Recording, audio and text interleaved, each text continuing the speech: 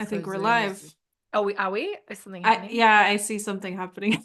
Okay, good. Because I'm like, It's great that we're both so good at technology. I think that really helps. oh my gosh, it is. Oh, Honestly, yeah, it looks like it's getting, okay, something's happening. All right, yes, here we go. Hello, hello. Uh, let's see. People are here. There we go. Oh, there we go. Yes. Okay. I th Oh my gosh, honestly, this is a hoot. Um, okay, so welcome everyone. If you are joining us, we are just figuring out the technology of being with you live today. So if you're here, let us know in the chat that you can hear us and we've managed to make it work. So I'm here today with Britt, one of my amazing teaching assistants. So welcome, Britt. thank you. I'm glad to be here, even if we're still figuring out how Yes, to do this. we're still figuring it all out, but I think we're here. I can see Dina saying hi, Jennifer's here, Linda's here. So welcome, welcome. We are happy to take a few questions if you are curious about the astrology of May or some of the astrology of 2025. And we might share a couple of little thoughts about some of the astrology that is coming through this May. So that's kind of our plan for today. So I guess to get us started, Britt, is there anything that you have that you are focused on or watching for May in terms of the astrology? Well, I think the big event that's happening in May is Saturn will move into Aries, right? At the end of the month. It's Huge. still a few Yes. weeks away, but I feel it bubbling. Yes. Maybe that's a Yes. Neptune word, right? The bubbling. Or The it could be bub the fire of the Aries, maybe. I'm not sure. But Yeah. yes, you're totally right. There's other, there's a couple of other fun things happening in May, but that is definitely the biggest astro news for the month of May. Saturn is leaving Pisces after being in Pisces for 2 years, a little over 2 years, and going to spend a few months in Aries. And that's definitely going to be one to watch. We know that Saturn in Aries is technically the fall placement of of Saturn. And so we're getting this sort of maybe unstable quality to Saturn, this kind of let's break things down rather than build things, at least for these first few months. And Britt, I know when we've spoken in the past, you had some really interesting thoughts about like courage to do with Saturn in Aries. Are there any other things that you're kind of watching or looking to explore with Saturn in Aries? Yeah, I believe we were talking about this in a context of, okay, how can we reframe this transit knowing that it is going to be Saturn in its fall? And, it's not always, you don't always want to bring bad news. And of course, you teach in your courses as well that there's so much more to a planet in fall than just being under-resourced, right? So I believe we talked about um acting and taking up more courage and Mhm. what it means to be brave. And all of that is something we're going to learn with Saturn and Aries. I think one thing that Saturn and Aries is really good at, it's just, as you said before, breaking things down Yeah. and going against the grain. That's one of the things that planets in fall and detriment can do really well. And sometimes that's just what you need, right? Absolutely. Yeah. Yeah. What about, what kind of Saturn things in society, for instance, might benefit from being pulled apart or breaking down or, examined in terms of getting clear on what might not be working, I guess, is a way of thinking about it. And Right, yeah, I yeah. love that idea of, Aries, of course, being a sign that is so focused on action and competition, but also where we find courage and where we connect with drive or motivation or even that daring energy. And I think it's going to be really interesting to see how we're redefining courage in this Saturn in Aries cycle.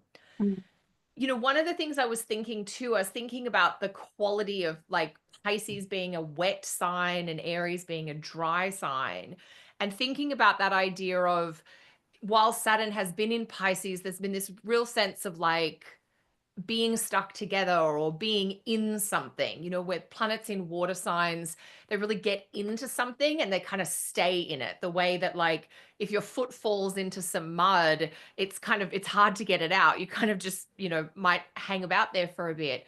Whereas once Saturn leaves Pisces and comes into Aries, there's a drying out quality that happens where that wetness and maybe that stuckness or that connective quality or even that congestion starts to ease. And so when we have a big planet coming into a dry sign like Saturn, that drying out can be very clarifying. It can help disconnect or separate from things.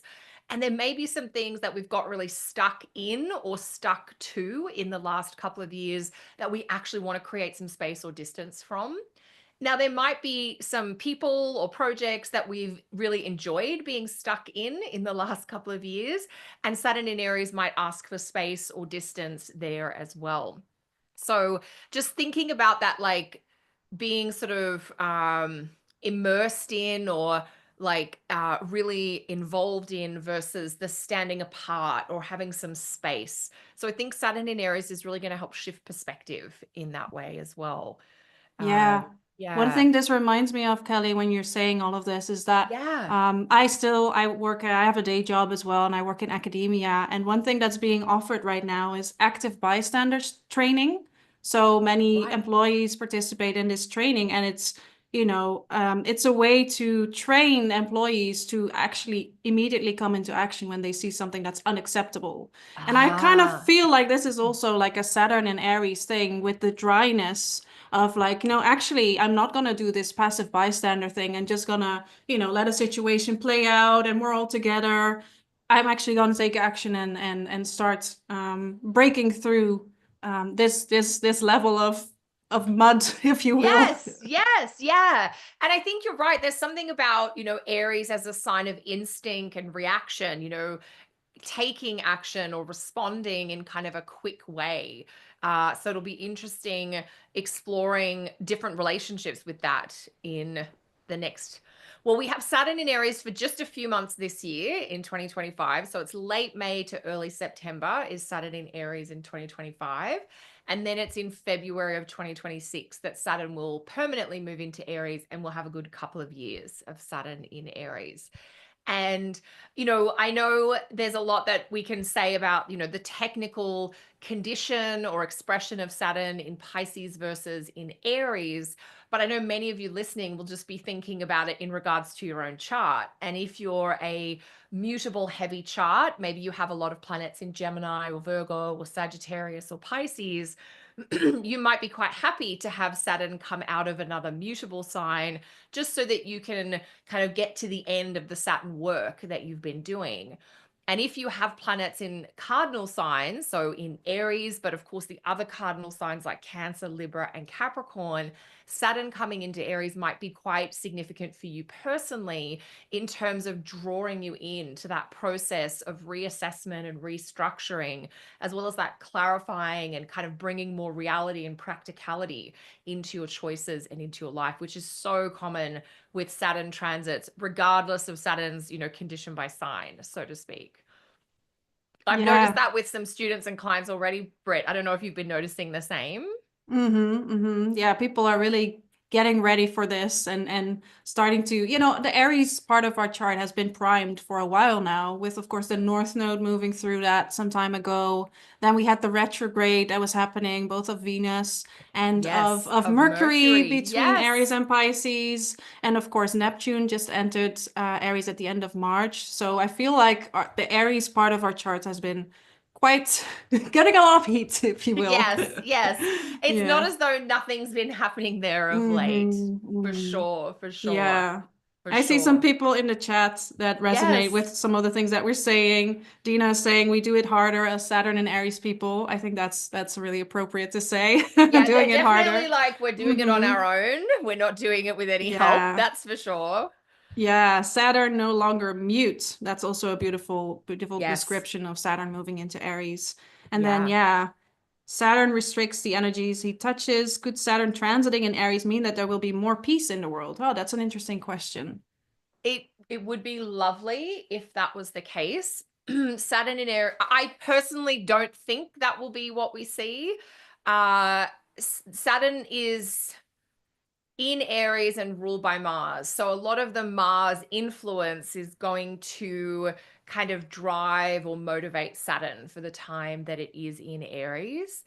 And Saturn, so if we're looking for stability, that's where we really think about the condition of Saturn by sign, and we'd want Saturn to be in a sign where it's neutral, perhaps, or where it may be guided by a benefic, or perhaps even in one of its home signs or one of its exalted signs, to get more of that like structured, containing or even regulating energy of Saturn. So I think we have a little bit of an unpredictable or inconsistent quality of Saturn in Aries, I think. And as you mentioned to Britt, Neptune is going to be in Aries as well. And that's a longer cycle. That's just starting this year, 2025, but that one lasts for about 14 years. So that's going to take us to about 2039 or thereabouts. And Neptune in Aries does have these correlations with, you know, fighting for your ideals. And Mhm. so I think when we're trying to understand Saturn in Aries, we've got that piece, but we've also got the Neptune in Aries piece as well. I don't know about you though, Britt, what's your take on Morgan's question there? I mean, it's a great question. I wouldn't connect Saturn and Aries to more peace Mm, in itself, but I do yeah, think it's an important question to ask because there's so much, discourse around Saturn and Aries and Neptune and Aries and mass conscription and just the glorification of war or the hero on the battlefield, things like that. yeah, And while there's some truth to that, and I think this is what we discussed earlier, there's something we can do to reframe that. And I think again, Saturn in Aries, because it's in its fall, I think in its nature, it wants us to ask different questions about yeah. what does it mean to structure our society? Um, and what does it mean to be courageous? Is that really the image that we have of the hero on the battlefield dying at the sword, or is it a different type of courage that we can imagine? And sometimes maybe courage looks like collapse, collapsing, not doing anything, or finding a way to break out of the stereotypical modes of operating within a given structure. So I do think that I wouldn't go so far to say Saturn and Aries will bring peace. That would be that would be great. I mean, I vote for Don't get it, us but wrong. We would be happy if that was the case. We're just not sure it's going to get us there. yeah, I feel like it can be an interesting question to ask, like how can we actively work towards more peace if it's not a given in our society? Because one thing that Saturn in Aries and just the Aries part of our chart will ask of us is to make individual choices, right? To no longer wait for other people to come into action and maybe then the ball gets rolling. No, it's actually about you and your individual choice in the moment. That can be really powerful. So if you're thinking about it from that perspective, I think, we can make peaceful choices every day, right? And move towards a world that we would like to see without as much conflict and war and violence. Yeah, something Yeah. you said there, Britt, I think is relevant in the context of like war versus peace with Saturn in Aries.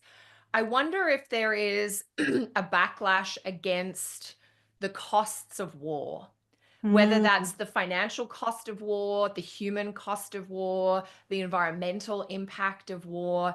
I wonder if there is some of the questions, because, you mentioned that with a planet in fall, there are questions being asked about the way mhm. things have been done, about the place of different things in society.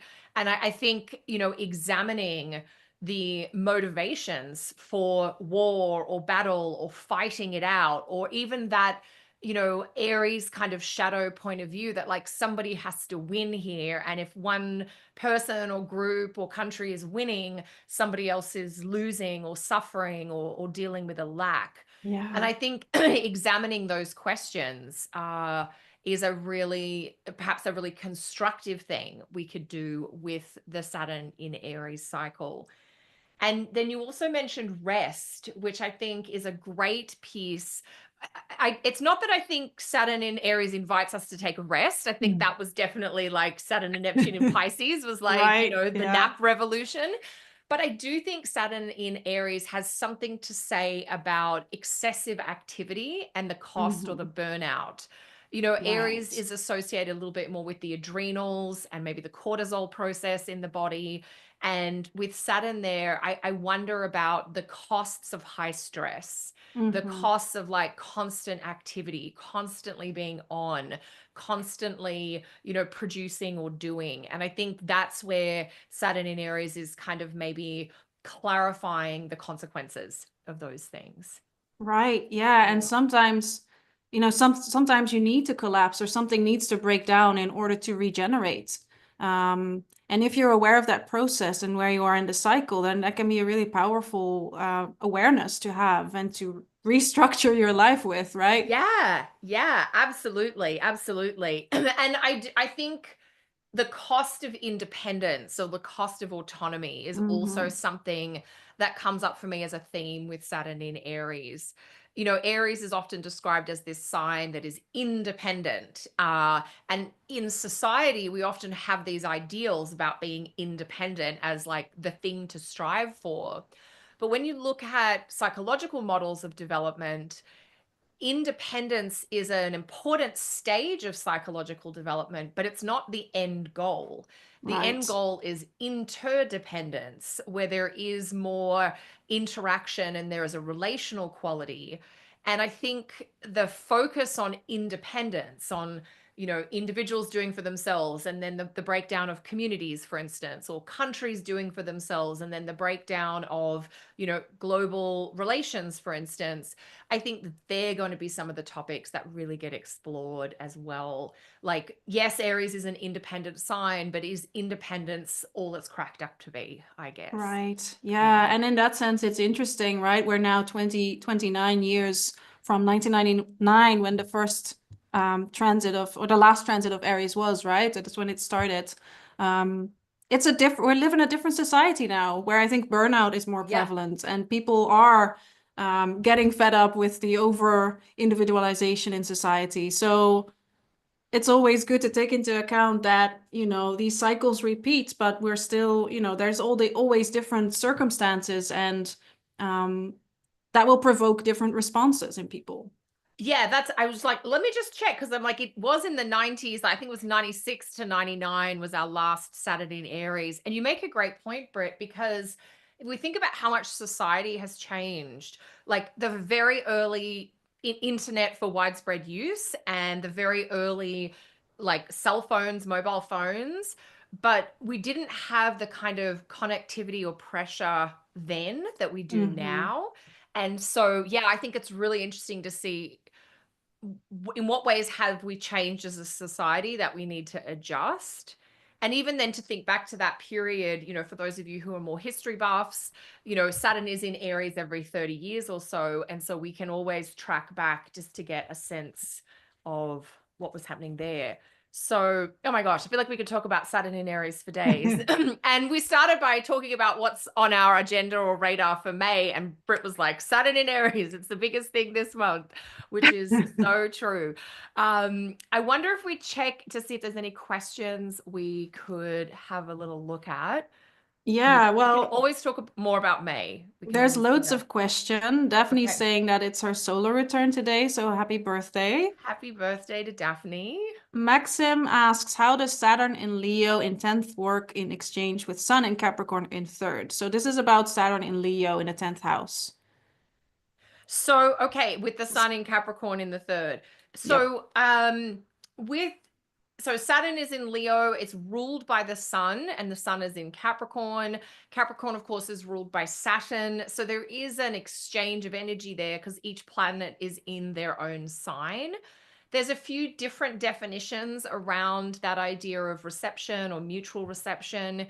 And the most kind of strong version of mutual reception is when two planets are in each other's signs, but also making a classical aspect. And we don't have that classical aspect in this scenario because Leo and Capricorn are not signs that form an aspect. But there's definitely a lot of exchange of energy there for sure. And so one of the ways that I usually work with charts for Maxim and for everyone else who's listening, I'm usually thinking about the placements in the chart in the context of different topics in the chart.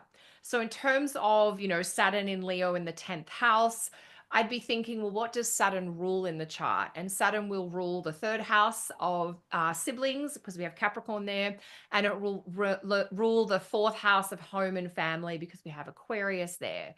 So if we're looking to get some insight around some of those topics, we'd definitely be thinking about Saturn in Leo. That is technically the detriment placement of Saturn. So there may have been, whether it's some challenges or limitation, or even that idea of like blocks and barriers over the years with some of those areas. And then if you're thinking about 10th house from the perspective of career, life direction, there's two things we'd look at there. We'd be thinking about the 10th house itself, assuming your midheaven is in Leo as well. And we'd be thinking about what planets are physically present in that house, as well as what's going on with the ruler of that part of the chart. So having Saturn in Leo in detriment in the 10th house in a nighttime chart would definitely create like a challenge energy around career. And that can show up in two ways. That can be some of your personal challenges around establishing or maintaining and sustaining your own career. Or it can show that the work that you do is directed towards providing supports or help or structures to those that are suffering or struggling in a certain way. So that's one part of the 10th house career story. And the other part would speak to where the ruler of that part of the chart, the sun, is. And in this case, it's in Capricorn in the third house. So it might have something to do with siblings, but the third house, of course, is also a communication, language, learning, self-expression sector. And so those topics may be connected to the career as well. So what I'm kind of getting at here, Maxim, is yeah, there's definitely things we can say about the placements in the chart, just sort of as a general thing. But usually in a session with someone, I'd be looking for the context. Are we trying to understand career? Are we trying to figure out family dynamics? And then we're pulling in planetary placements that are directly influencing those experiences and making the interpretations from there. So that's kind of how I would approach it. I don't know, Britt, do you want to add anything, or would you approach this in a similar way or a different way? I think you said it perfectly. And yes, I would look at it the same way, assessing, the dignity, the sect, and then with the mutual reception.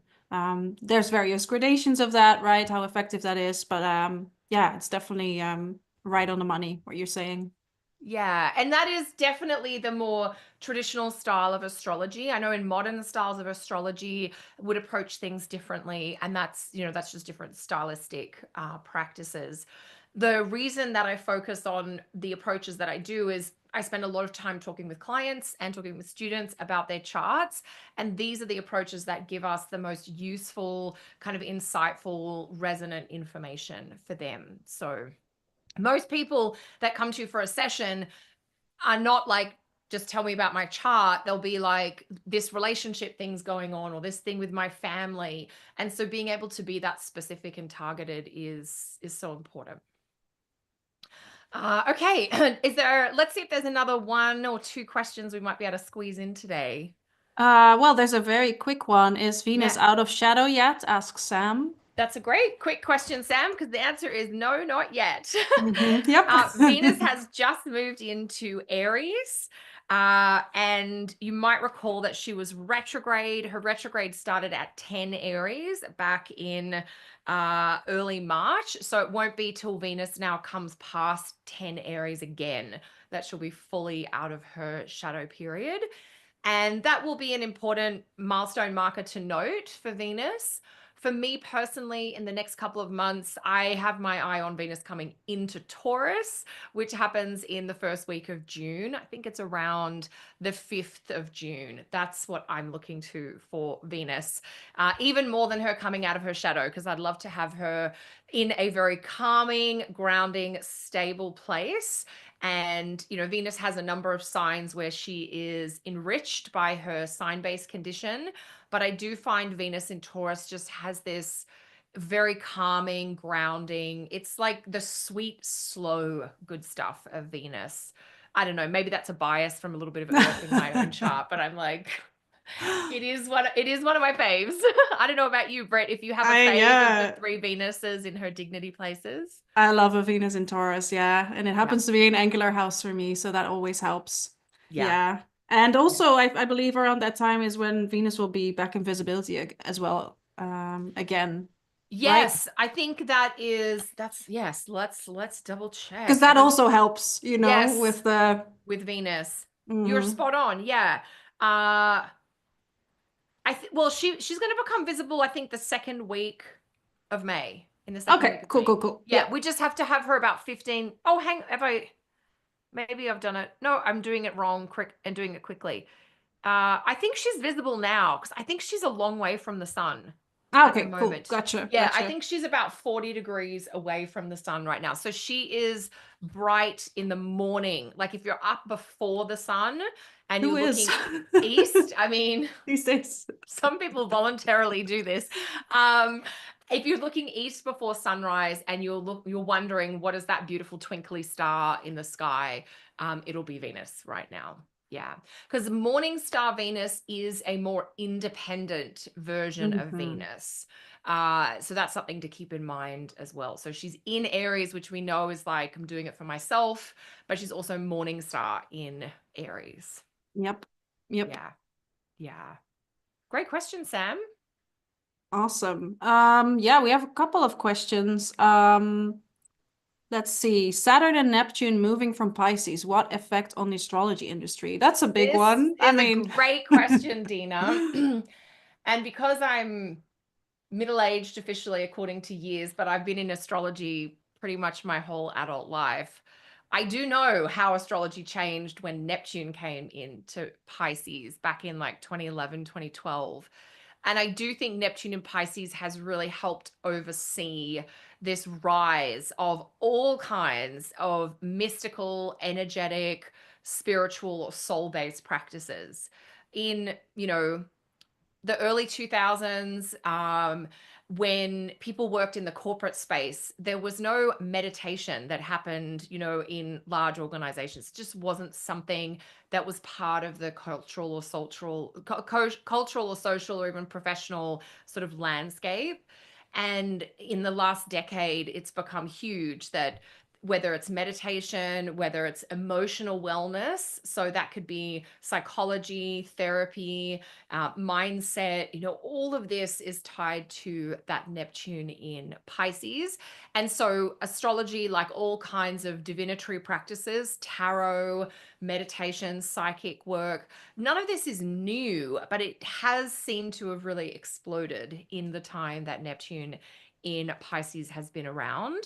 And I do think there will probably be a little bit of a thinning of that space as Neptune goes into Aries.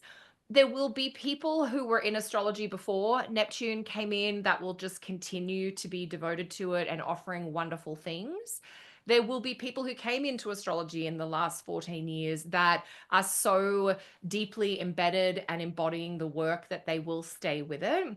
And there are going to be a portion of people who kind of flooded in this Neptune in Pisces, like high tide for astrology and spirituality, who might find that as that tide goes out, it wasn't as deep a connection as they thought, and they may shift their focus and attention to other activities, other pastimes. So, yeah, I do think there'll be a thinning. I don't know that it'll necessarily be a bad thing. I think the real gems will probably continue to stay. But I have thought about that a little bit because that's come up with some conversations with peers, with professional colleagues of mine about how this might change.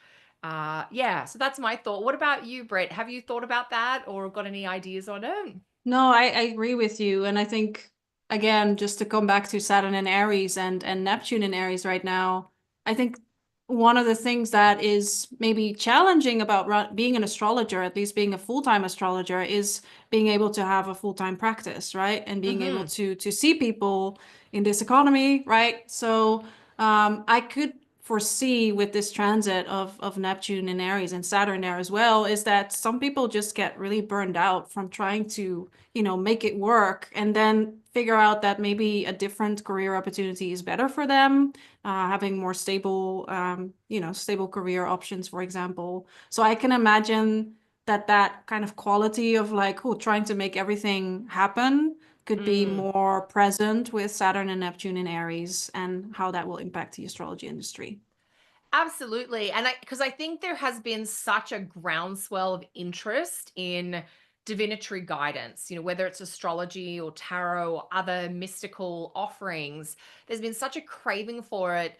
This was starting in 2018 and 2019. And of course, it really exploded in 2020 during the pandemic, that people just really wanted to get more of a perspective or a context or a handle on things.